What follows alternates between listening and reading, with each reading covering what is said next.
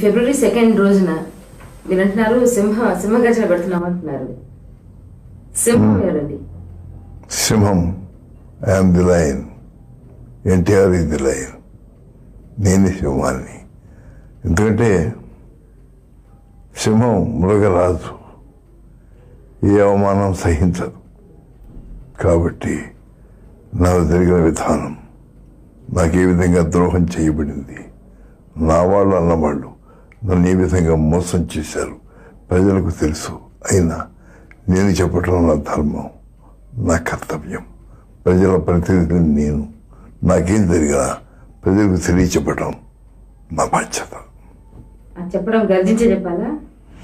దాని నైజం అది. సింహం మొలగదు, గర్జిస్తుంది. ఈ గర్జించిన తర్వాత ఏమవుతుందండి? ఏమో ప్రజలే నిర్ణయిస్తారు. ఇప్పుడు పార్లమెంట్ ఎలక్షన్స్ రాబోతున్నాయి. ఇది దానికి క్యాంపెయినింగ్ మొదలుపెట్టినట్టేనా? Yes, sure. ఇదందుకే నా బాధ్యతని నిర్వర్తించాలి.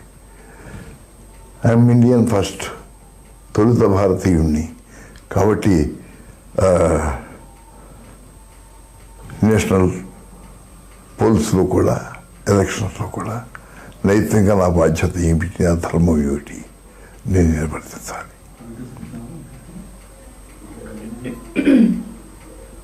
మీరు అంటున్నారు పార్లమెంట్లో ఫైట్ చేయబోతున్నారు. ఎన్ని సీట్స్ వస్తాయి అనుకుంటారు? మీరు ఎలా? 38 సీట్లు వస్తాయనుకుంటాను.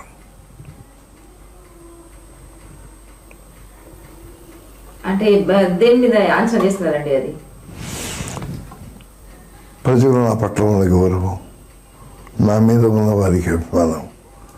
కాబట్టి ఆ అభిమానాన్ని అంచనా వేసుకొని ఏదో కొంత మార్జించి మిగతా ఏ విధంగా దాని నిర్ణయం ఉంటుంది, ప్రజల నిర్ణయం అనేది ఊహించి చెప్పాను. అంటే ఏమైనా సర్వే లాంటిది ఏమైనా చేశారా?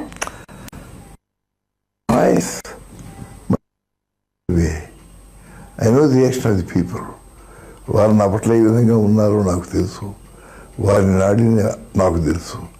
కాబట్టి పూర్తిగా, ఎందుకంటే ప్రజల మనిషిని నేను, ప్రజలు లేడు. కాబట్టి వారు ఏ విధంగా నన్ను అభిమానిస్తున్నారు నాకు పూర్తిగా తెలుసు. అంటే మీరు లాస్ట్ టైం కూడా అసెంబ్లీ ఎలక్షన్స్ ముందు అంచనా వేశారు, అది కరెక్ట్ గా వచ్చింది. అది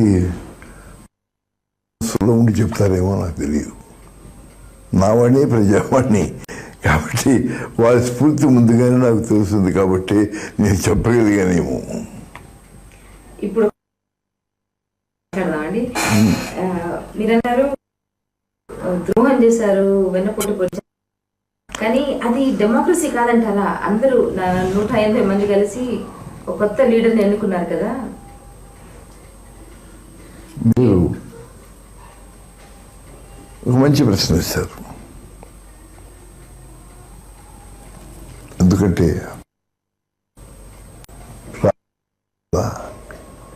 నీతి అనేది ఉండాలని నా ఊహ, అదే నా ఆశ. ఏదైతే ప్రజలు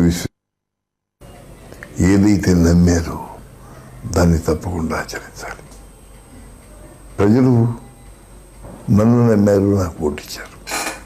ఆనాడు చంద్రబాబు మాట మాత్రంగా తెలుసును, కానీ ఆయన ప్రజల దగ్గరికి వెళ్ళలేదు, వారిని ఓటాడలేదు, తెలుగుదేశాన్ని గెలిపించమని కూడా ఆయన ఏమీ శ్రమ చేయలేదు. ఆయన చేసినదల్లా ఒక్కటే, ఎవరిని ఏ విధంగా లోపరుచుకోవాలో, ఏ ప్రలోభంతో ఎవరినైతే తన వాడిని తిప్పుకోగలవాలో ఆ విధంగా ప్రయత్నించాడు ఆయన. ఆ విధంగా వాళ్ళందరినీ కూడా మోసమని అనండి, ఏమైనా అనండి, మొత్తం మీద మనసంతా పెంచగలిగాడు. ఎందుకంటే నాతో రాజకీయ జీవితాన్ని ప్రవేశించిన వాళ్ళు నా తమ్ముడు, నా శాసనసభ్యులు, నా చెల్లెలు ఉన్నారు. వారికి తెలుసు, నాకు తెలుసు. అయినప్పటికీ వారందరూ కూడా చంద్రబాబు ప్రలోభానికి ఈనాడు లోనయ్యారు. అంటే ఏ విధమైనటువంటి ప్రలోభాలతో వారు లోపరుచుకున్నాడో అది ఆలోచించాలని నేను మీకు చెప్తున్నాను. అయితే ఇప్పుడు తప్పు మరి చంద్రబాబు అంటారా, మరి లొంగిపోయిన వాళ్ళదంటారా? అపలోపం పెట్టినవాడు వాడిది, చంద్రబాబుది. ఇప్పుడు చంద్రబాబు అంటున్నారు నేను మంచి అడ్మినిస్ట్రేటరు అని ప్రజలకు. విధంగా ప్రభుత్వాన్ని అపహాస్యం చేశాడు Chandrababu. I'm sorry. IAS officer ఉన్నారు, ఆఫీసర్ల పని ఏమిటి? వారికి ఎన్ని వేల జీతం, ఒకరికి 20,000 కానించి మొత్తం వారి కార్లు ఖర్చులు అన్ని చూస్తే 50,000 దాకా అవుతుంది. వారిని ఈ విధంగా మనం ఉపయోగించాలి. వారిని ప్రజల కోసం చేయండి, పేదవాళ్ళ కోసం వారికి ఏం కావాలో ప్రజా అని వారి చర్చించాలి. కానీ మీరు దొడ్లు ఉడవండి, మీరు రోడ్లు తొడవండి, మరి దొడ్డికి వెళ్ళడానికి ఐఏఎస్ ఆఫీసర్లా మరి వారి పనులు అక్కడ మూసివేయబడ్డ వారి యొక్క కార్యాలయాలని ఎవరు పనిచేస్తారు? ఈనాడు అసలు ప్రభుత్వం అన్నది లేదు, ప్రజల కోసం చూడటం అన్నది లేదు, ప్రజా సమస్యలు తీర్చడం అన్నది లేదు.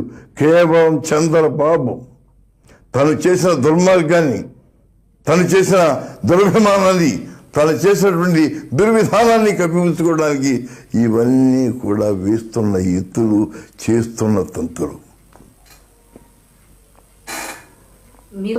ఆయన చేసింది 4 నెలలైంది. ఇప్పుడు మర్చిపోవటం అంటే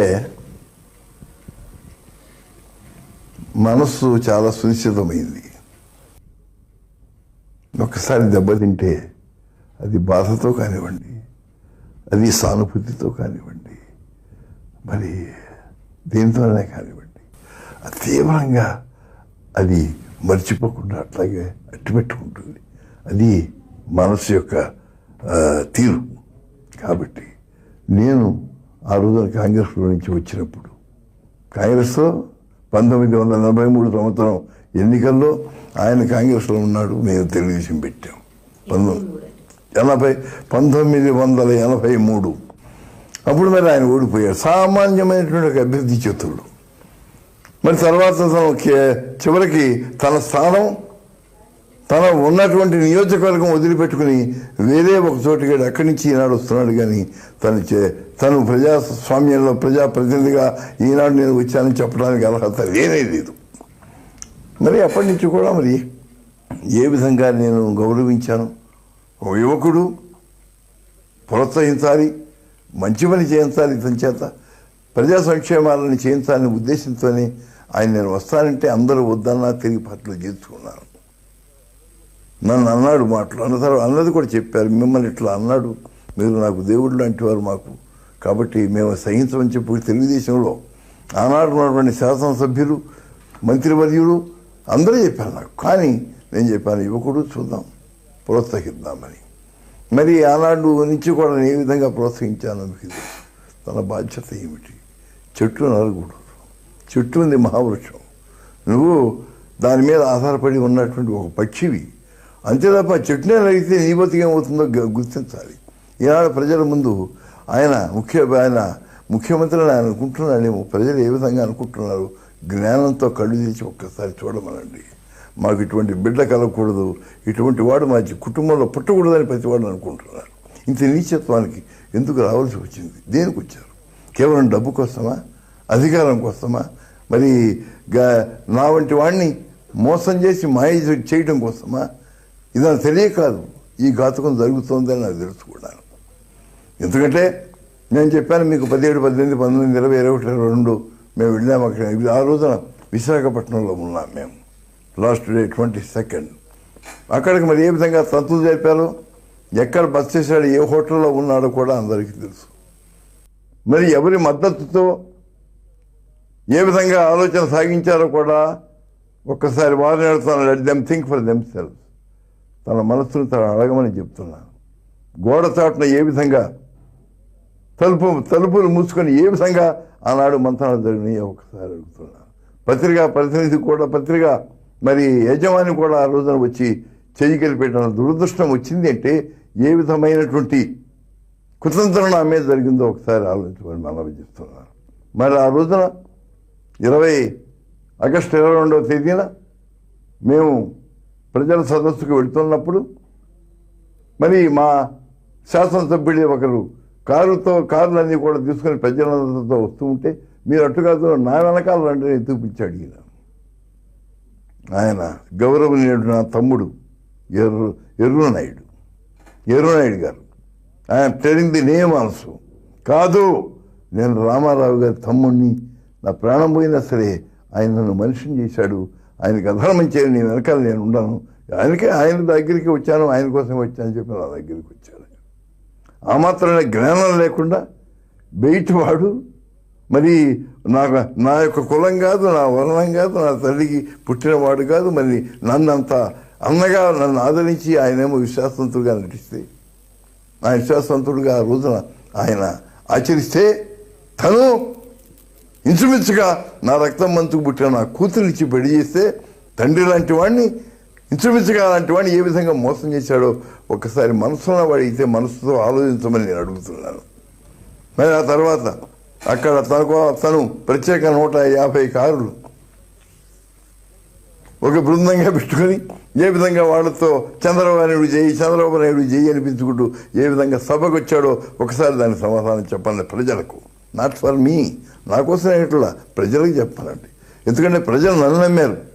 తెలుగుదేశం అంటే రామారావు గారి అని అనుకున్నారు. తెలుగుదేశం అంటే రామారావు గారే అసలు దానికి అవతరణ కారణమని అన్నారు. కాబట్టి ప్రజలకు చెప్పాల్సి నాకేం చెప్పక్కర్లేదు.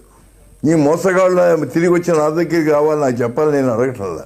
వాళ్ళకి మనసు ఉంటే, వాడికి ఏదైనా జ్ఞానం ఉంటే ఆ ప్రజలకే చెప్పండి ప్రజాస్వామ్య విధానంలో.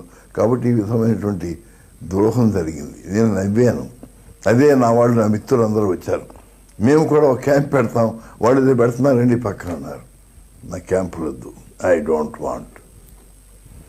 అందరితో నిష్కల్మషంగా వాళ్ళు మనుషులుగా బ్రతకనిస్తాను తప్ప కేవలం ఎక్కడో నిర్బంధించి వాళ్ళందరినీ కూడా ఒక జంతువులాగా అక్కడ ఉంటాయని మాత్రం అంగీకరించడం. They are my brothers, they are my sisters, let them be free. వాళ్ళు పూర్తిగా స్వేచ్ఛగా ఉండనివ్వండి. ఏ విధంగా నన్ను నిజంగా కావాలనుకుంటే అర్థం ఉంటారు, లేదంటే వెళ్తారు, వారి ఇష్టం అంతే తప్ప వారిని నిర్బంధించేటటువంటి దుర్విధానానికి నేను రాను, వారిని డబ్బిచ్చి కొనుక్కునే దుర్విధానానికి రాను అని చెప్పారు. ఎందుకంటే నాన్న చెప్పారు, పెద్దవాళ్ళు నా దగ్గర గురించి పేర్లు అక్కర్లేదు, ఏమండి మీరు నా పర్మిషన్ ఇవ్వండి, మేము వాళ్ళందరినీ తీసుకొచ్చి మేము చోట ఏర్పాటు చేస్తాం విడిది అన్నారు.